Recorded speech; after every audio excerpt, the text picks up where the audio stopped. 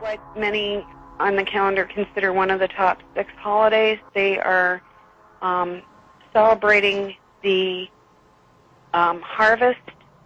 This is a harvest festival. They will commit sex acts, and a human will be sacrificed by those who are involved.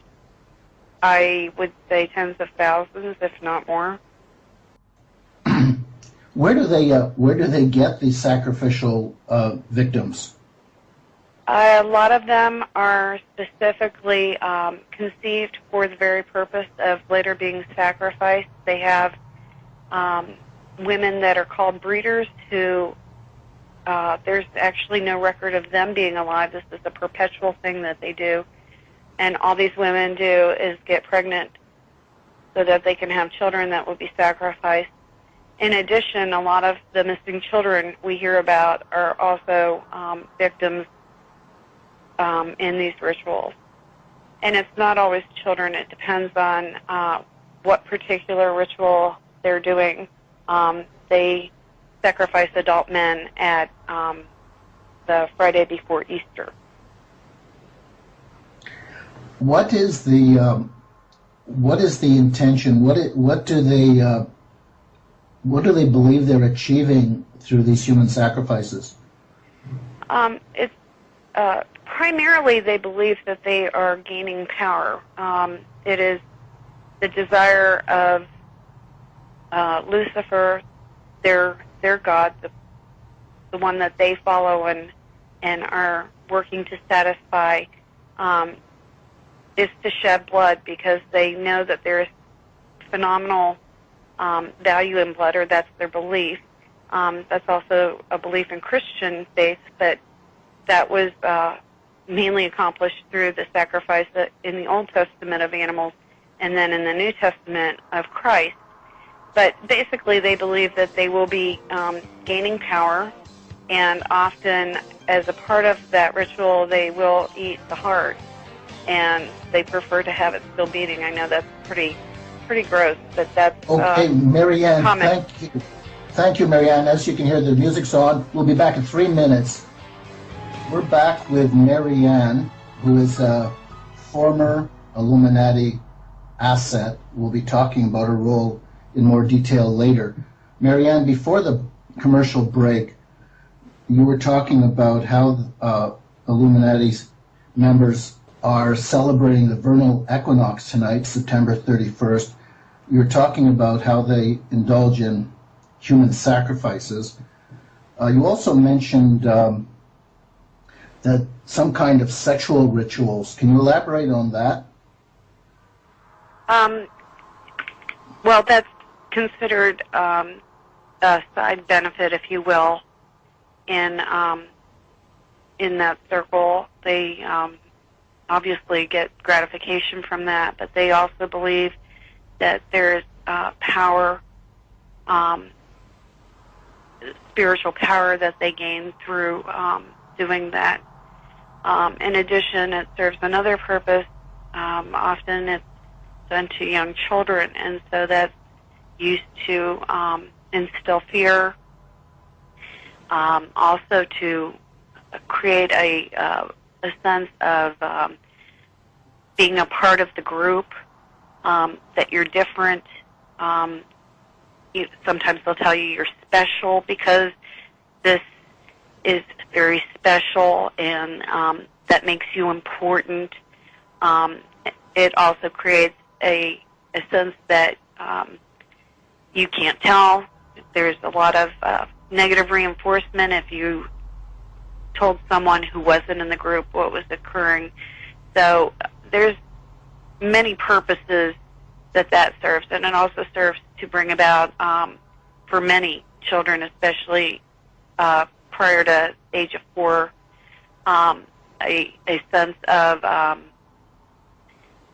being able to distance themselves, where they actually block the pain, and then when they experience other forms of pain, they also block that. So they actually live 2 separate lives, if you will. There's the life that they have in the cult, and then there's the quote-unquote normal life that they live with their family that's just like everybody else's family, or that's the perception. Marianne, who are these people who commit these acts during the daytime? I mean, generally speaking, are they school principals? Are they yes, actually, they serve in a lot of variety of jobs, and most certainly education is a very big one, because they have access to children. Also, daycare workers, medical providers, particularly, say, pediatricians, nurses, therapists, and a lot are in the psychological community because they want to make the person doubt that what they experienced was really an accurate perception of their life. But they're in all walks of life, and I think that's really important to note, that they're in the banking industry, they're in the legal system very prevalently, law enforcement, judges, government agencies, for example, people who award contracts within local, state, and federal agencies. They're very heavily involved in the legislative branch of our United States government. They're in the three branches of our national government in the United States, the executive, the legislative, and the judicial. In other words, they've networked in a lot of different professions, primarily so that they can cover for each other. They're also very involved in technology, in the life sciences, in the computer industry, military, very heavily in the military, in the religious organizations, in a lot of the charitable organizations. Research areas tend to have more than other professions, but they're everywhere. So to say that they're just limited to a couple industries would be inaccurate. Now, how do these people fit into our understanding of Freemasonry? Well, first of all, Freemasonry, on one level, is a organization that markets itself as a group of men that get together and socialize and provide each other with business contacts. But on a deeper level, there are a number of positions within Masonry. They're called levels, and as one works their way up, they become aware that they are worshiping another god other than the Christian God, because they recruit primarily among Christian people.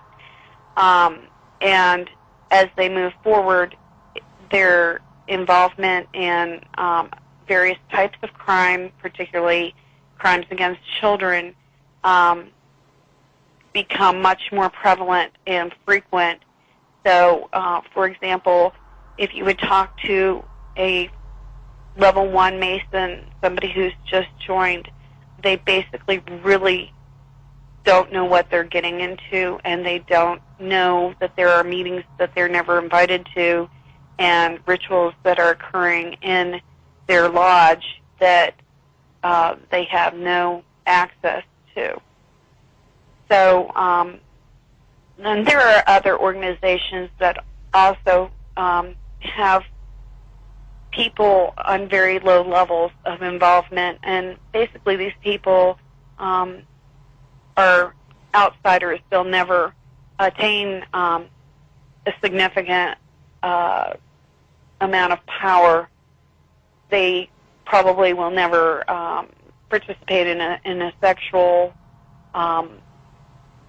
scenario or in a sacrifice scenario, they're usually what I guess I would term are throwaways. They're useful to get access to various pieces of information. A lot of times money will change hands, or maybe a promotion will occur if they're willing to help accomplish a certain task. But they will never make decisions that will impact large numbers of people.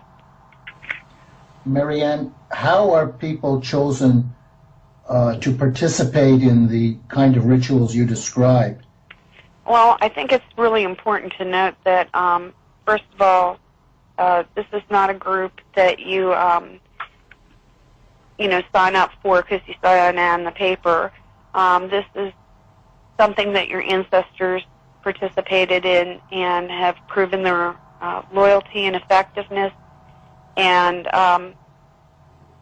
this is something that goes on for generations, and oftentimes it's something, first of all, that you're born in. If you're going to be a high-level person in the organization, you're absolutely born into it, and you're trained and you're studied throughout your childhood to see what your aptitudes and talents are and your level of loyalty and commitment are. And then based on your individual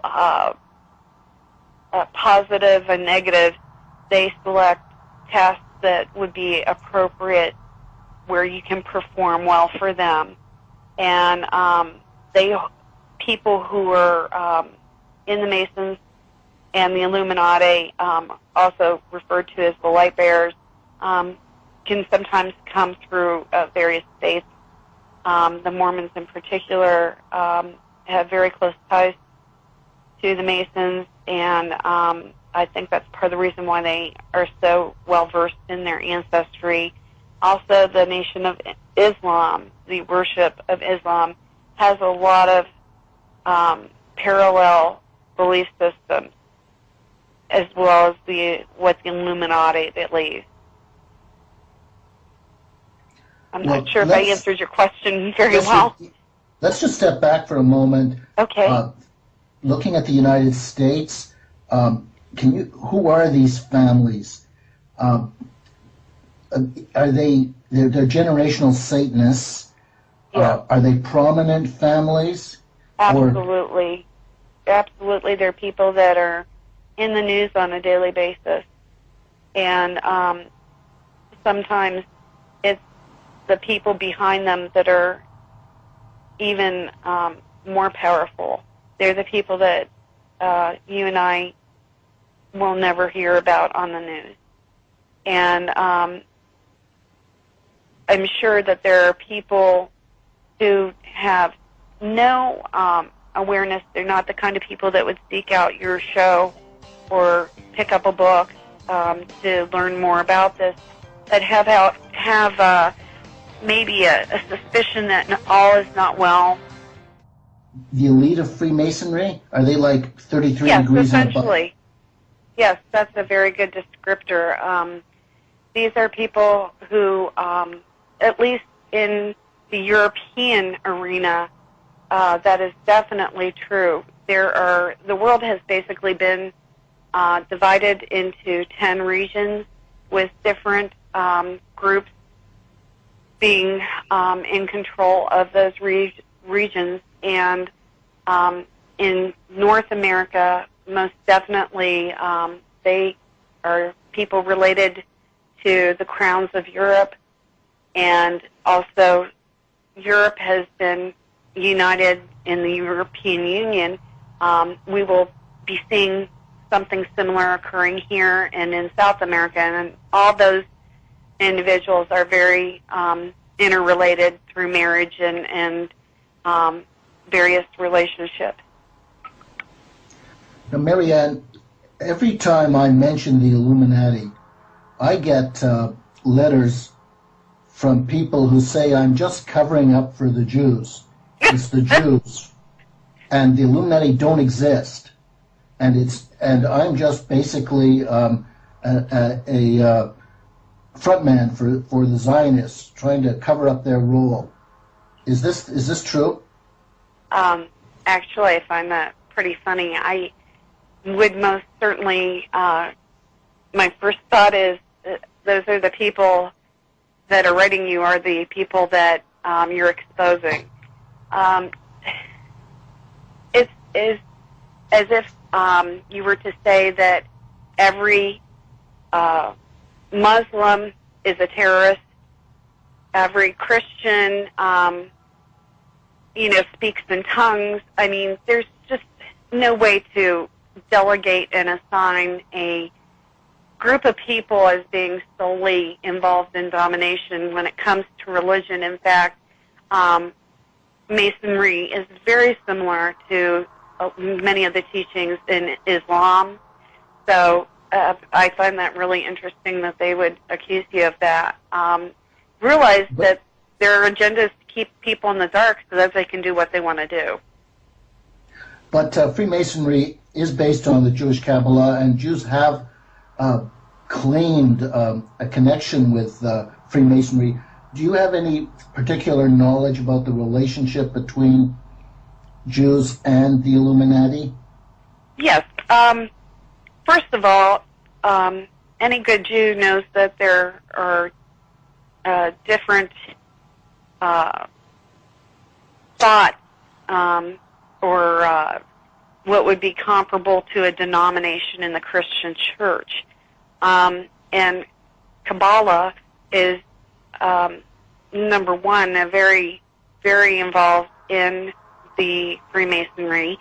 It's just as Wicca and paganism and some of the other esoteric groups, the New Age group, all play a role in the Illuminati and their agenda. So, yes, there's absolutely some people who are Jewish who have a lot of control in this, and definitely, we are familiar with those people that have been named, and that's accurate. But to say all are involved, that's really unfortunate, and it's distracting from the real issue. Well, you've mentioned Mormons, for example. So there's and some Muslims. So Nation of Islam you've mentioned. So there's various groups contributing to this Illuminati. You mentioned the Illuminati agenda. Is this financial breakdown that we're seeing now the financial breakdown that they predicted will lead to martial law? I believe so. That is why I'm on this program. I feel that very strongly. Will it come tomorrow? I don't know. Is it coming? They're definitely pushing that.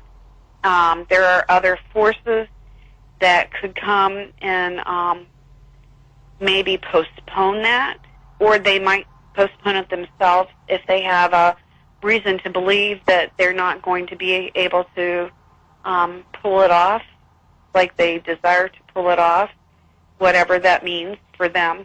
But definitely this is a very big attempt in shifting financial resources from those who are not in the Illuminati to those who are a part of it. And make no doubt about it, they have been planning this for a very long time. I'd like to know, Marianne, why they would do something so extreme when they've got everybody under control and people don't even know it. They're far more easy to control when they're ignorant of the fact they're being controlled. They're certainly going to know they're being controlled when there's martial law. There's something like 300 million guns out there in the United States. How do they really think they're going to be able to pull this off?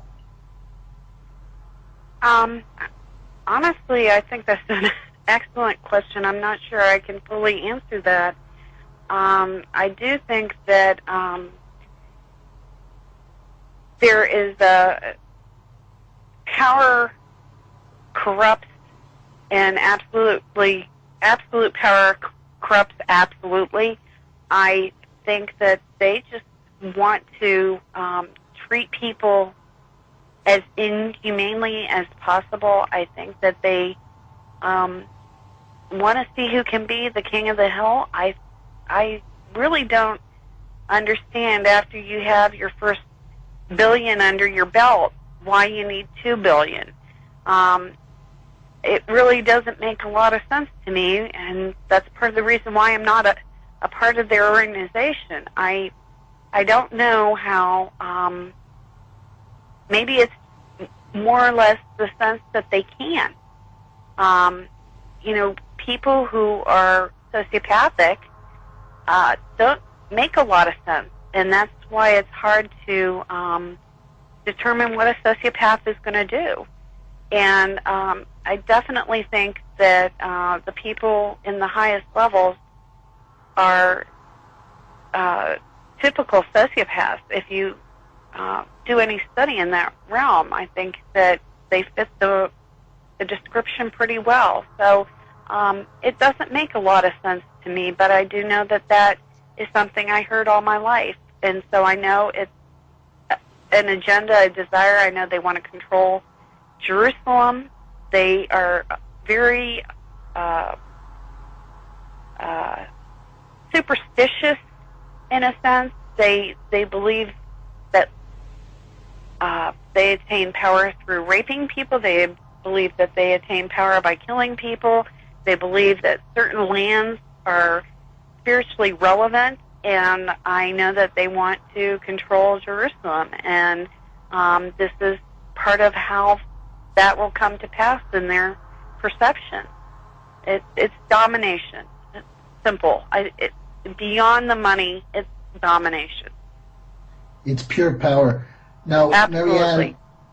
Marianne, you've indicated that you've associated with people, the top echelon of the Illuminati, perhaps not the very top, but certainly the top echelon of people we would know about.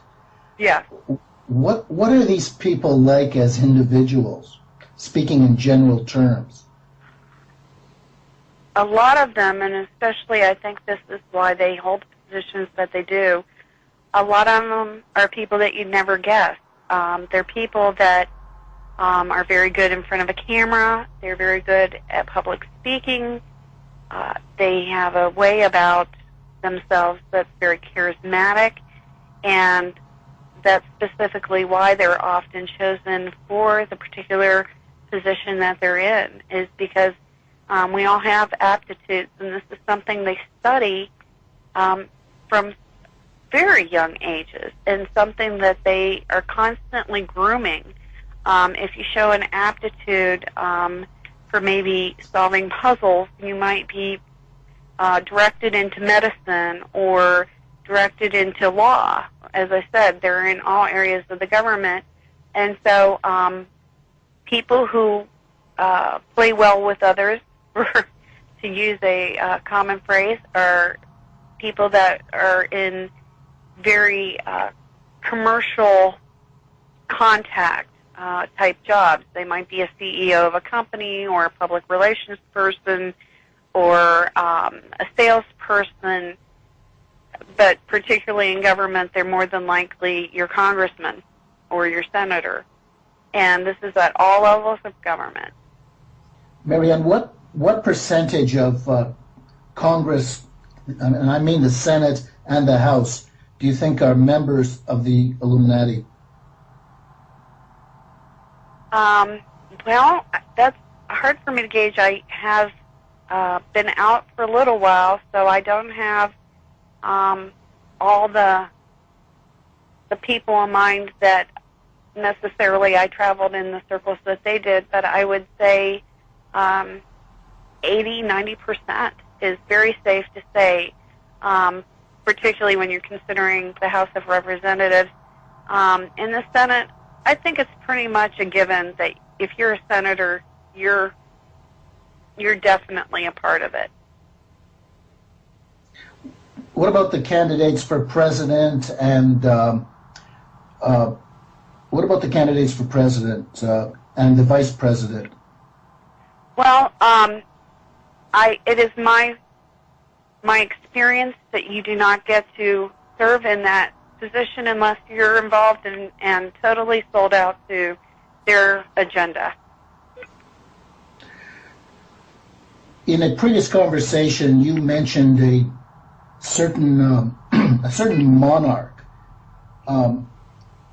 and how this monarch was, I think you said, a piece of work.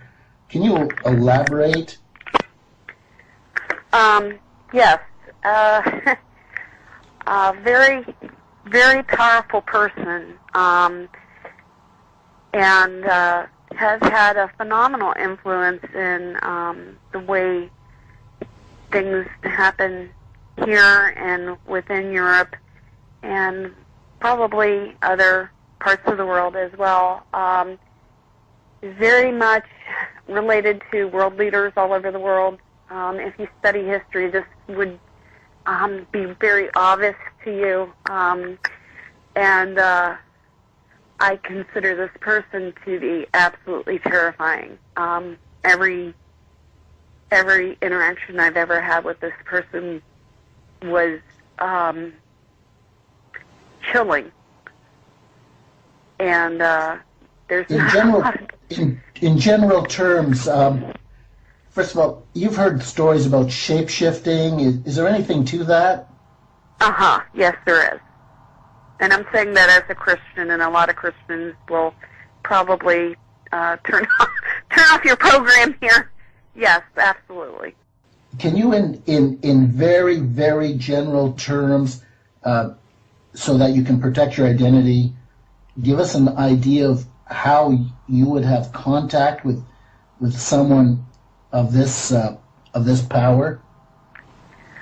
Well, I was groomed from very early on to be a political figure of prominence here in the United States, and as a result, I had extensive interactions with people all over the world, primarily in Europe and Southeast Asia and North and South America. And this person often figured into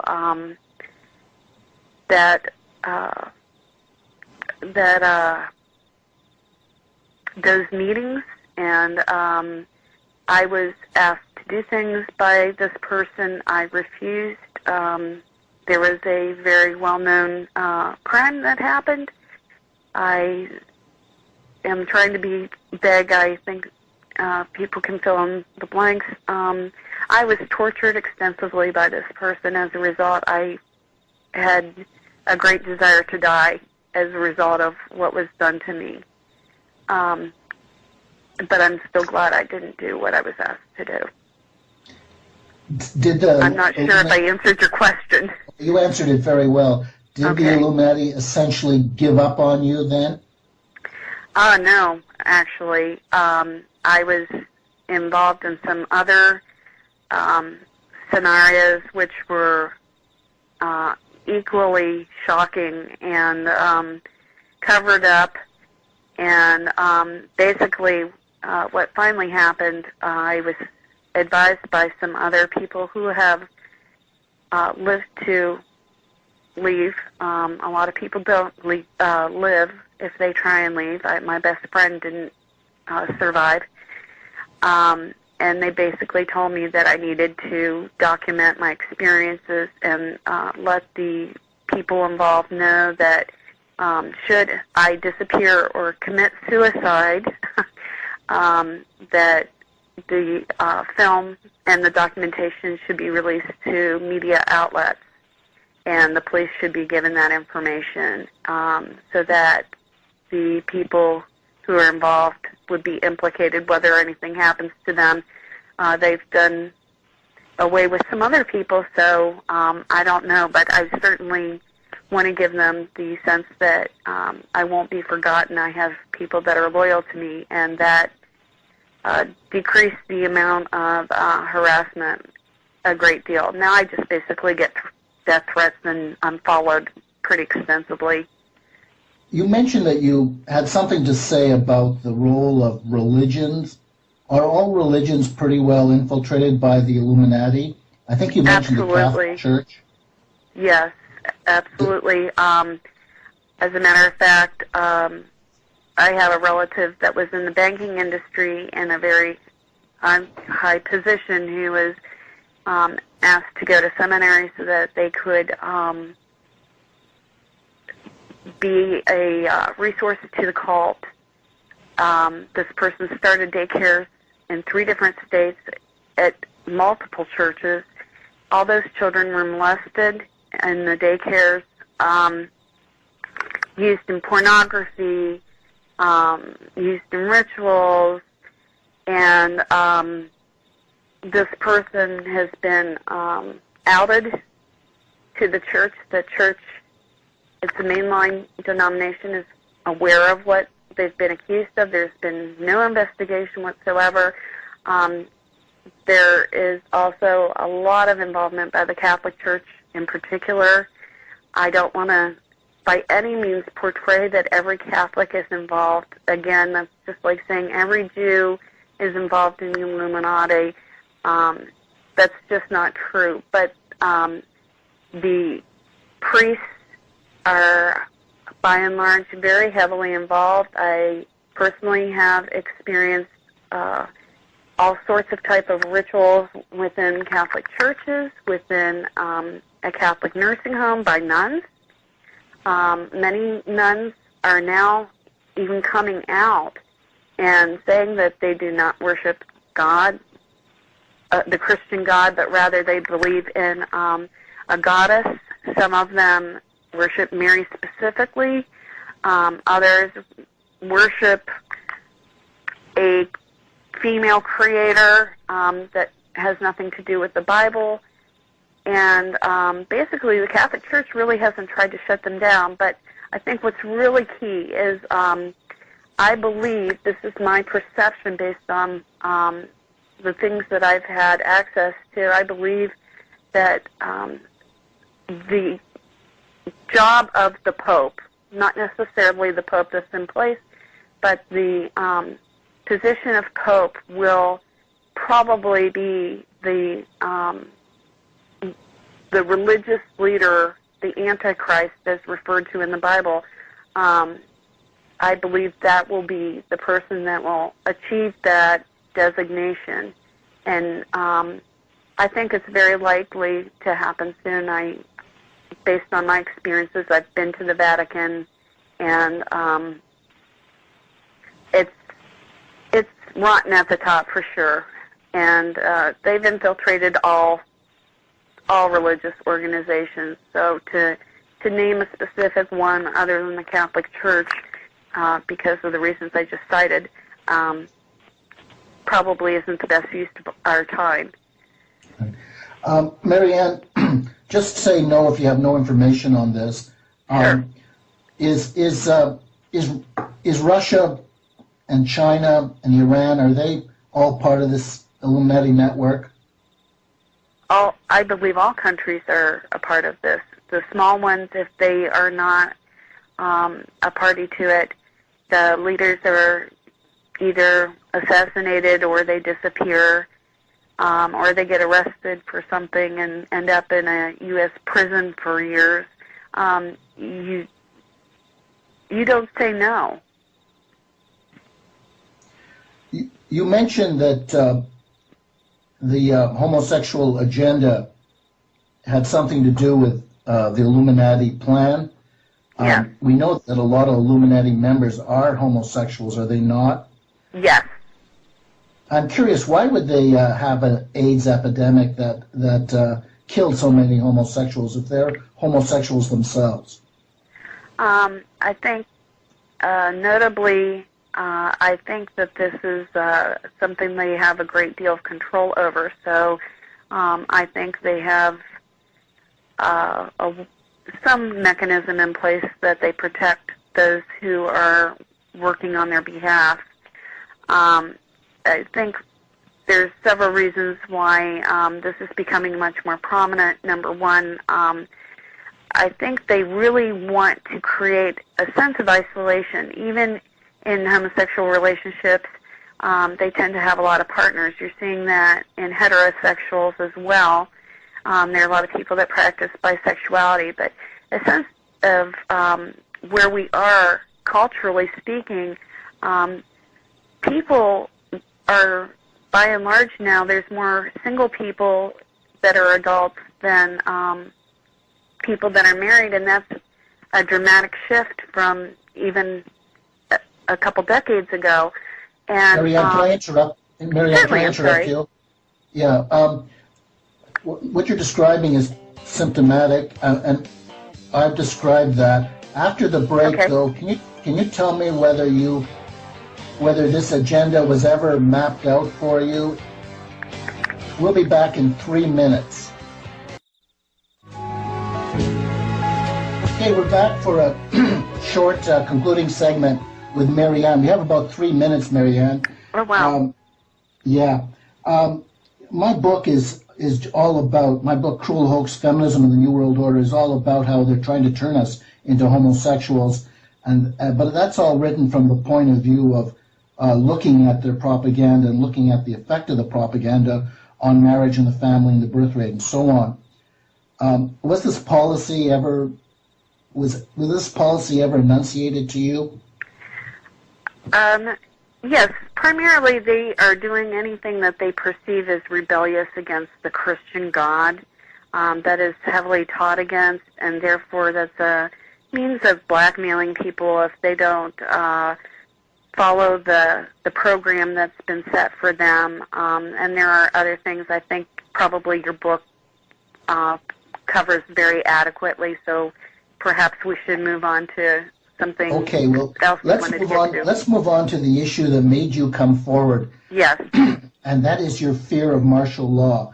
And in a previous discussion, you were saying that we should prepare. Yes, absolutely. I think first of all we need to prepare and look at what's really critical. Our values. A lot of people that came out of the Holocaust had some pretty insightful perceptions. I don't know if you're familiar with Martin Niemöller, but he talks about how the Germans kept coming for different types of people. He didn't stand up because he didn't belong to the communists. He wasn't a Jew. He wasn't a unionist. And then basically he said they came for me, and he was a Protestant, but there was nobody left to stand up for him. So, we have, as a group, we need to realize that we owe ourselves, our community, a cohesiveness that only we as a unit, as a group of people, can decide to stand up to this. If they declared martial law, I think one of the great things that we could do as individuals is basically block the roads with our cars. Just get in our cars, and whenever that martial law, the curfew takes place, just block the roads. They can't arrest everybody. They back down, and there have been times in the past that they were planning to roll out something, and they backed down because they saw that people weren't going to swallow it. It's just like the chips that they're planning in the elderly and in our animals. They want to do this to everyone. And if we stand up and say, no, this is not acceptable, then we have a chance of postponing their plans. But I think also, as individuals, I think we need to try and get out of debt, and I think we need to take that very seriously. I think we definitely need to have gold and silver on hand. I think that it's important that we, maybe stock up on that.